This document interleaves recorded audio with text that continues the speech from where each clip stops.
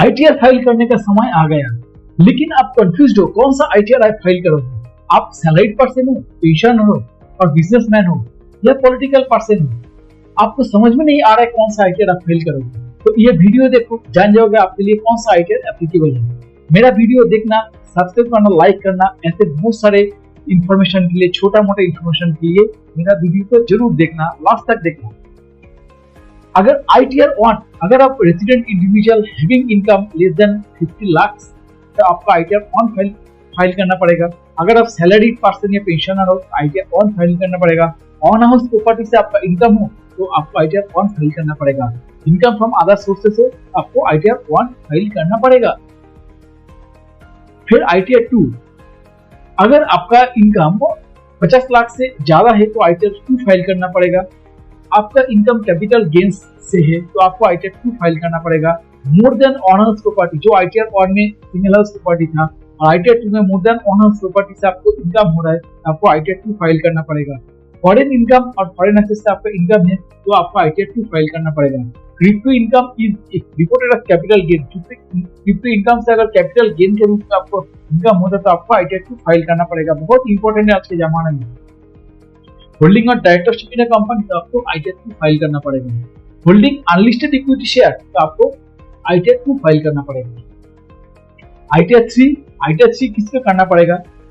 अगर आईटीआर 2 जो income ITR 2 के अंडर में आते हैं उसको आईटीआर, वो भी आईटीआर 3 फाइल कर सकते हैं। उसके साथ थोड़ा एडिशन है, अगर आपका बिजनेस प्रोफेशन हो, क्रिप्टो इनकम हो, is reported as business income हो, तब आईटीआर 3 फाइल करना पड़ेगा। As a partner in a firm तो आपको आईटीआर 3 फाइल करना पड़ेगा। देखो क्रिप्टो इनकम जो था पहले, crypto income as a capital gain, यहाँ पे crypto income as a business income है तो आपका आईटीआर 3, और आप डायरेक्टरशिप कंपनी में तो आपका आईटीआर 2, और डायरेक्टर और पार्टनर इन ए फर्म तो आपको आईटीआर 3 फाइल करना पड़ेगा।